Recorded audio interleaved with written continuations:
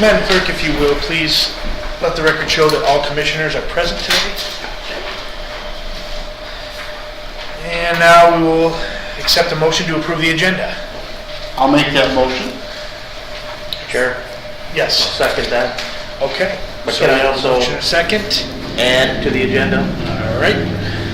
I would like to add Public Safety and Courts D. It'd be the letter in front of us from the Circuit Court.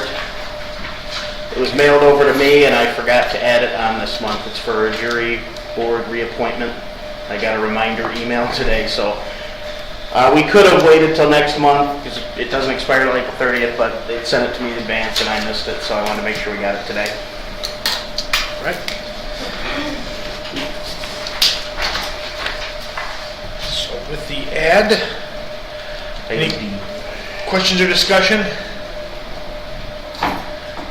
All in favor of approving the agenda with the addition of item B under Public Safety and Courts Committee signify by saying aye. Aye. Any opposed? The agenda is approved. So now we'll move on to our public comment section. We'll start right off with the Honorable Judge Matthew Stewart. The floor is yours. Thank you very much. I won't take up much of your time. I know that you're all very busy. But there's been kind of awakening throughout the country, and not only this court, but just about every other court, that sometimes it's not always fair that somebody be lodged, accused of a crime that they may or may not have committed, but charged nonetheless, where they're denied their freedom or liberty because they can't post a bond because they don't have the money. Somebody similarly situated, charged with the same crime because they have more financial backing than someone else, may be able to get out of jail, or somebody can't, just because of their financial background. That's not always fair. And we're all starting to wake up and see that phenomenon come across our country. And Circuit Court over the last few years have been trying to look for methods and measures to safely manage criminal defendants outside of jail and into the community. And we have a pretty good program right now. It's a colors testing program. In lieu of a cash bond, they're given a telephone number and a color, and every day they call the number, and if their color comes up, they have to drug test. If they're positive for drugs, then we address it, revoke bond, or add some extra conditions or what have you. But thanks to you guys, we now have another tool in our tool belt, and it's called Scout. Scout. It's a Shiawassee County observation under Tether. That's right. Now we have a Tether program. Folks that aren't able to post a cash bond, that are economically disadvantaged, would be let out into the community with a tether device affixed to their ankle. Now remember, these are cases where they haven't been sentenced yet. So we don't get the state-funded Michigan Department of Corrections, all the toys that they have. We are pre-trial, so we have what we have, and it ain't much. But with the colors testing program and now Scout, your generosity allows us to deploy that program, and I'm just here to thank you for that. It is a tremendous boost in our local criminal justice program, and it will affect the lives around us. If you have any questions, I brought the manager of that program, Sari Colbury, here. We have 5 tethers with chargers, and Ms. Colbury has an app on her phone. And she goes home tonight, and she pulls up the app and she watches points. And if there's a problem, she calls them to me, and then we address it. It's a beautiful program, and it's not very expensive, but boy, for the money, do we provide a service to our folks whose case has not been disposed yet. So I'm here just to thank you for that. Commissioner Holzhausen. Yeah. Do you have one of those feathers to see what it looks like? Did we bring a tether with us today? Yeah. You know, that's a great idea. We should have brought a tether. If you want to come over, we can put one on you.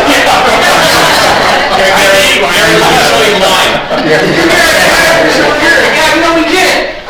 We deployed our first tether yesterday, and the young man that was sitting in the county jail couldn't post a bond. If you could have saw the YouTube video, he had no idea what was coming. He was ecstatic, very excited. How many times has he called you since we put the tether on? I have talked to him 6 times since 4 o'clock yesterday. 6 times since 4 o'clock yesterday. And this is somebody with mental health problems that shouldn't be in jail anyway, but doesn't have the financial backing to post a minimal bond, so there he would have sat.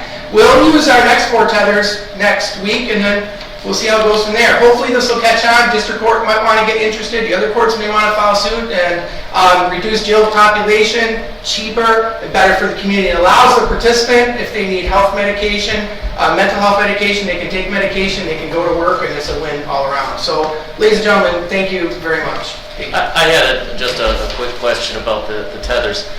Is it just a moment-to-moment thing you can check, or is there some kind of a tracking? You can say, oh, look, during the day, the person went here and here and there. That's a great question for Ms. Colby. I can see, about every 30 seconds, I can see where they are on the map. But if you're not looking, like if you want to say, gee, this somebody claimed this person was such and such a place an hour ago, can you say, oh, let me see where they were an hour ago? It stores that, and the Oh. company also monitors it. If there's a complication that comes up, they email me or call me immediately so that I can address that. And is there any kind of a level of charge that, above or below which they are not eligible for a tether? You mean, well, it's discretionary with the court. And just like I would consider factors when setting bond, I would consider factors in whether or not we should use a tether device. Is it a non-violent offense? Has the guy or girl been compliant in the jail? What's the seriousness of the offense? And most importantly, can that person be managed safely in the community? Do they need some mental health meds that they can't receive in the jail? Do they have jobs? Do they have a family? Do they have support at home? When you're sitting in jail, it's dead time. Nothing happens. Your life sits still.